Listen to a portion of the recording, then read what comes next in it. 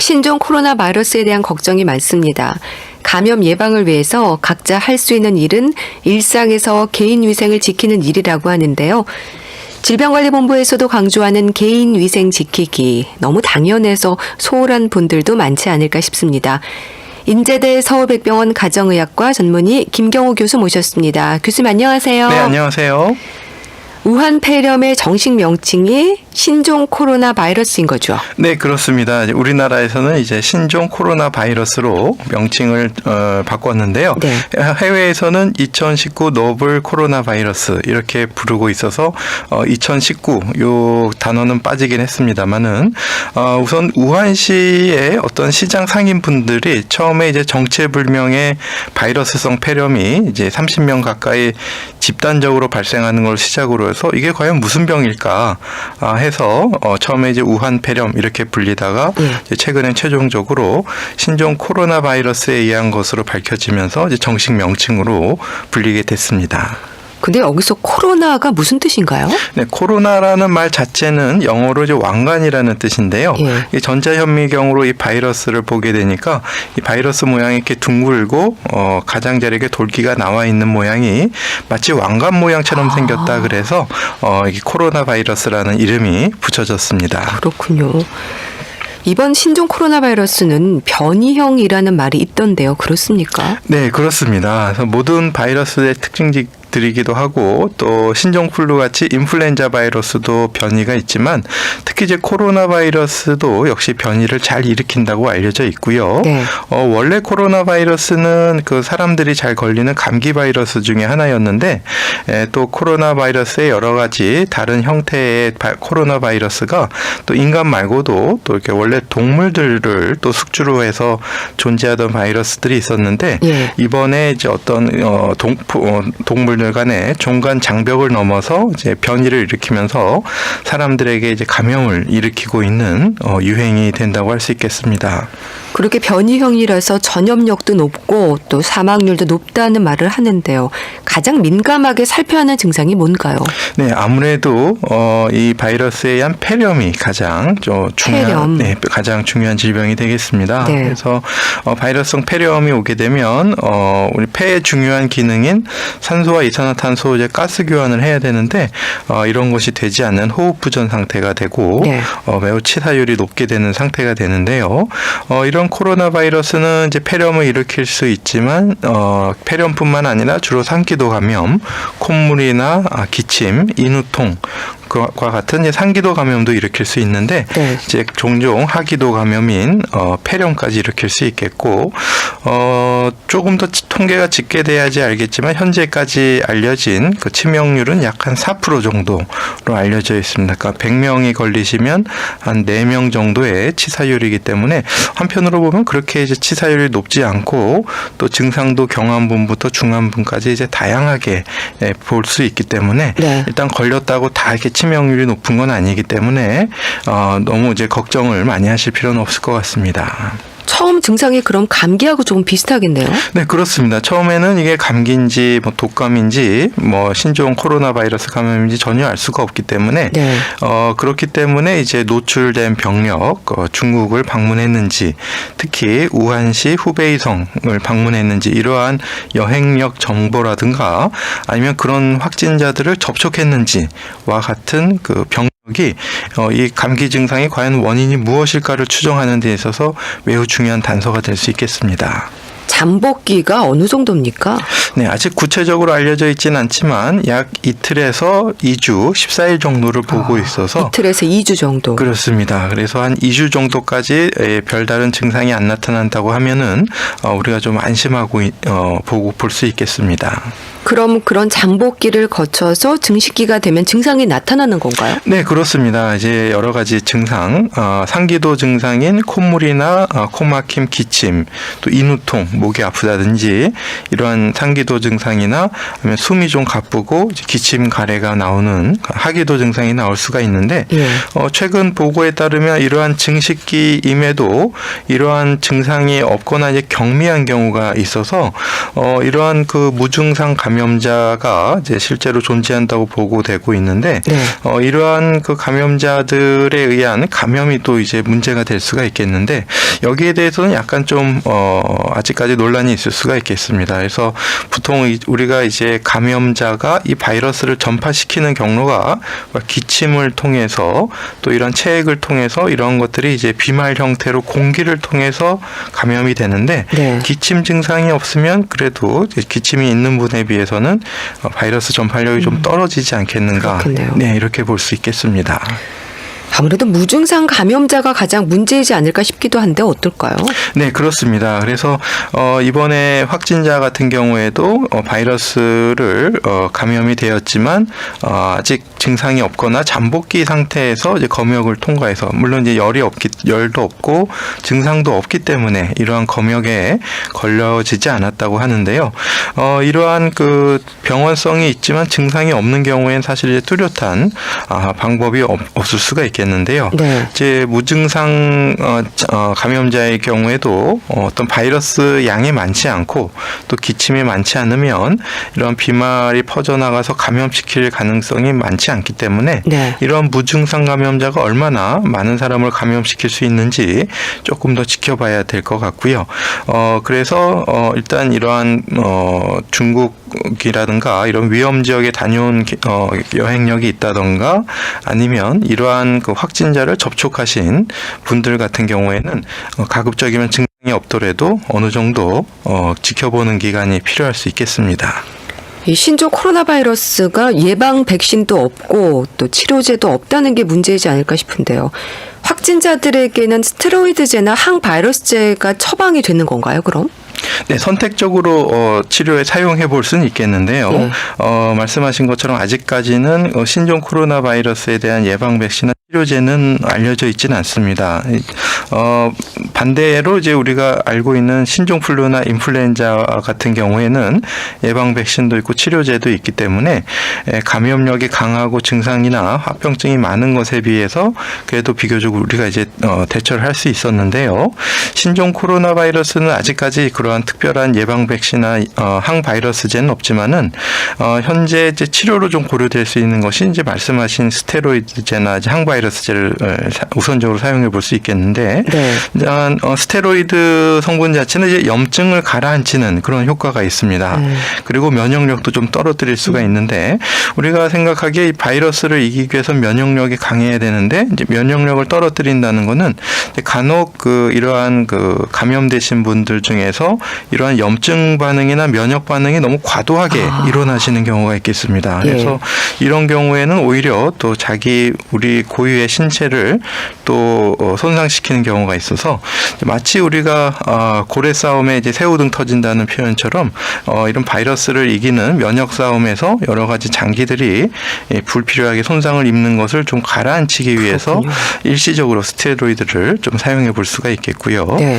그리고 항바이러스제 같은 경우에는 신종 코로나에 대한 특이한 항바이러스제는 아직 개발되어 있지 않지만 기존에 있는 여러 가지 바이러스제를 혹시나 좀 효과가 있을까 싶어서 어떤 바이러스 증식을 좀 낮추고 역할을 좀 낮추기 위해서 한번 여러 가지 바이러스제를 한번 동시에 투약하는 실험적으로 사용하는 것을 고려해 볼 수는 있겠습니다. 네.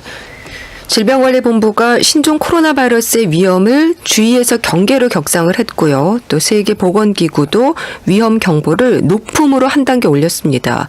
교수님, 이게 어떤 의미일까요? 네, 처음에는 이 신종 코로나 바이러스가 사람 간에 전파가 없을 거라고 생각하고 또 처음에 이런 정체불명의 바이러스성 폐렴이 30명 가까이 집단적으로 발생했을 때 약간 조금 좀 경미하게 대처한 부분이 있다고 할 수 있겠습니다. 있겠습니다. 네. 그래서 사람 간의 전파는 없다고 했다가 또 이제 사람 간의 전파도 있는 것이 밝혀졌고 또 이제 무증상 감염자라든가 잠복기에도 전염력이 있지 않겠는가라는 것들이 또 제시되고 있고요. 이제 치사율은 그렇게 높진 않지만 그래도 아직까지는 이제 4%이기 때문에 꽤 있다고 할 수가 있겠고요. 네. 또 이제 이러한 사람 간의 감염이 아직까지는 이제 한 사람이 감염시킬 수 있는 감염력이 그 메르스보다는 조금 높지만 이제 사스만큼 이렇게 많이 높지는 않고 그 정도로 보고 있지만 이것이 이제 지역 사회에 퍼지게 되면은 굉장히 그 관리하기 어려운 단계로 퍼질 수가 있겠습니다. 네. 그래서 이러한 감염 단계는 특히 이제 사람 간의 전파가 있다고 할 때에는 초반부터 과하다 싶을 정도로 철저한 예방과 격리와 치료만이 이런 바이러스 확산을 막을 수 있기 때문에 네. 아직까지 이 바이러스의 위험력이나 전파력이 정확하게 알려져 있지는 않지만 이러한 경계 단계를 높여서 초기에 적극적으로 대처하는 것이 매우 필요하겠습니다. 예. 그래서 정부나 병원에서도 이런 감염을 막기 위한 노력을 계속하고 있는데요.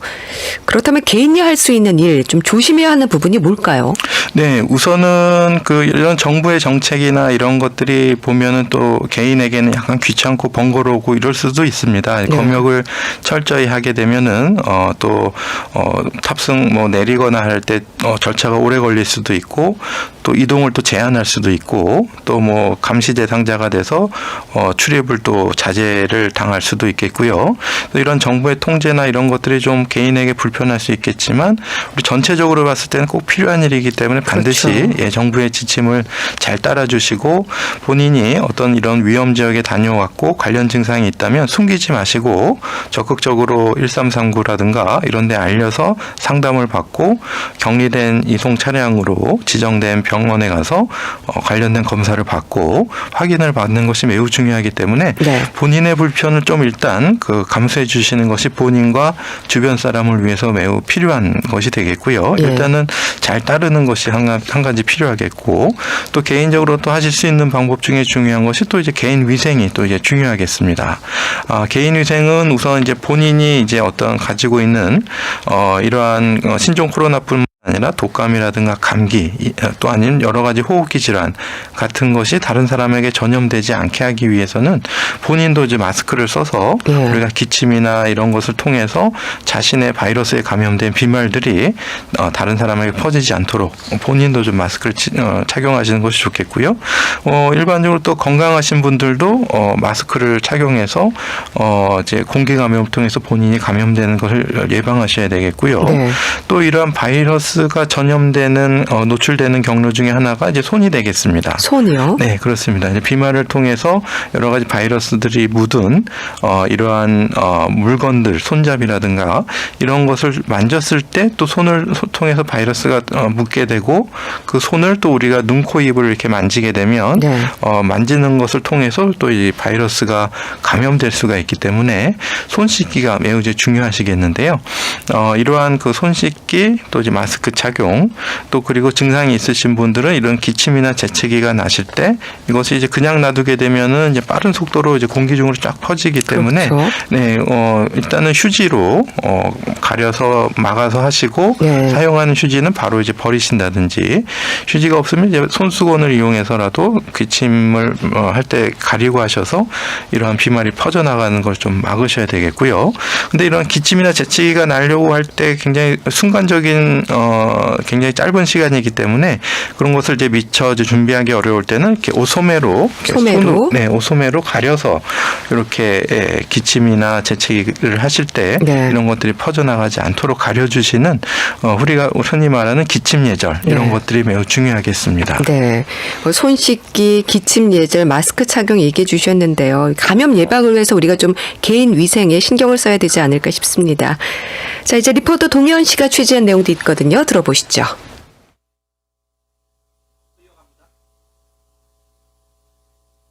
네, 면역력에 대한 질문입니다. 교수님, 면역력과 신종 코로나 바이러스 감염 예방 연관이 있을까요? 네, 그렇습니다. 그래서 어떤 사람은 똑같이 이제 코로나 바이러스에 노출이 되었을 때 어떤 사람들은 이제 증상이 경미하고 또 어떤 사람들은 좀 이제 합병증이 좀 많이 생기고 많이 앓게 되는가라는 것의 차이에 대해서 우리가 이제 좀 면역력에 좀 차이가 있지 않을까 이렇게 좀 보고 있고요. 네. 이 신종 코로나 바이러스는 현재까지 항바이러스제 특이 치료제가 없기 때문에 우리 인체의 고유의 면역력으로 바이러스를 이제 극복해야 되는데 이 우리의 인체의 고유 면역력, 바이러스를 극복하는 힘, 이것을 이제 면역력이라고 부를 수가 있겠고요. 이 면역력도 이제 너무 없으면 문제고 또 너무 과도한 과민 반응을 일으켜서 우리가 흔히 말하는 이제 사이토카인이라고 하는 염증 반응 물질들이 너무 많이 분비가 되면은 네. 그 사이토카인에 의해서 오히려 또 이제 장기 손상이 올 수가 있기 때문에 또 너무 과민한 면역 반응도 좋지는 않겠습니다만은 어느 정도 적절한 면역력으로 코로나 바이러스를 이길 수 있는 그런 힘이 이제 필요하겠습니다. 네. 뭐 고혈압이나 당뇨병 그리고 심혈관 질환과 같은 만성 질환자들에게도 감염 위험이 높다는 말도 있던데요. 이거 근거가 있는 얘기일까요? 네, 그렇습니다. 일단 감염 위험 자체는 뭐 여러 가지 요인, 그러니까 노출되는 바이러스의 양이라든지 경로 이런 것들이 중요하겠지만은 일단은 이런 만성 질환자들 같은 경우에 특히 이제 오래 앓고 관련된 합병증이 좀 있으셔서 심장이라든가 폐, 콩팥, 간 이런 장기들의 기능이 좀 떨어져 있고 또 혈액순환도 잘 안 되시고 이런 만성 질환자분들은 일단은 감염도 잘 되실 수 있지만 또 감염됐을 때 우리가 이제 바이러스를 극복하기 위해서 이제 앓는 과정에서 이런 버티는 데 필요한 여러 가지 신체 기능, 다른 장기 기능이 좀 약하게 되면은 네. 아무래도 이렇게 2차적인 합병증 같은 것들이 생길 수 있고 2차 세균 감염 위험도 좀 높아질 수 있어서 아무래도 건강한 사람보다는 이제 합병증 발생이 좀 더 높기 때문에 네. 만성 질환이 있으신 분들은 만성 질환을 잘 관리하셔서 뭐 혈압이 갑자기 높아지거나 혈당이 너무 올라간다든지 이런 것들을 예방하시면서 꾸준히 잘 관리하셔야 되겠고요. 그리고 이러한 바이러스에 노출되지 않도록 개인 위생도 하시고 또 이렇게 사람이 많이 모이는 장소나 또 이제 불필요한 의료기관 방문은 좀 자제해 주시는 것이 필요하겠습니다. 네. 모든 기침과 발열 환자가 보건소나 1339로 상담을 해야 하는 건가 싶기도 한데요. 의심 기준이 되는 증상이나 상황 어떤 게 있을까요? 네, 우선은 확실히 이제 중국 여행을 다녀오신 노출 가능성이 있는 분들이 발열이라든가 기침 등의 증상이 있다면 일단은 꼭 상담을 하시는 전화를 하시는 것이 필요하시겠고요. 네. 그 밖에도 이제 뭐 확진자를 접촉한 후에 증상이 있다면 이제 반드시 연락을 하셔야 되겠고요. 물론 이제 1339에서는 그 24시간 365일 모든 상담이 다 가능합니다. 그러니까 뭐 증상이 없더라도 뭐 여러 가지 질병 정보 상담까지 하고 있지만은 네. 지금 요즘 이제 너무 많이 전화가 오게 되면 또 이제 전화 접속이 어렵고 그러면 이제 꼭 필요하신 분들이 또 상담을 못 하실 수도 있으니까 가급적이면 좀 노출 병력이 있다든지 또 증상이 있다든지 이럴 때 이제 이용하시면 좋겠고요. 또 이제 최근에는 이제 그 1339뿐만 아니라 각 지역 보건소에서도 관련 전염병 상담을 해주시기 때문에 네. 보건소로도 이제 상담을 가능하실 수 있겠고요. 또 이제 외국인 분들도 이제 상담이 가능하신데 아무래도 한국말을 못하시는 분들은 이제 외국인 종합 안내센터와 연계해서 이런 질병 상담을 해주는데. 네. 이런 그 외국어 상담 시간이 좀 제한이 있어서 네. 요 외국어 상담 가능 시간을 확인하셔서 1339로도 또 상담을 하실 수가 있겠습니다. 네. 그러니까 의심 증상이 있을 때 1339로 전화부터 하시는 게 중요한 거죠? 네, 그렇습니다. 네, 알겠습니다. 자, 말씀 잘 들었습니다. 인제대 서울백병원 가정의학과 전문의 김경호 교수와 함께했습니다. 감사합니다. 네, 감사합니다. 내일 주말 박광식의 건강 이야기에서도 신종 코로나 바이러스를 주제로 자세한 정보를 드립니다. 이제 감염 속도가 빠르게 진행된다는 소식에 불안감이 커지고 있는데요. 신종 코로나 바이러스에 대한 이해, 내일 이 시간도 또 함께해 주시기 바랍니다.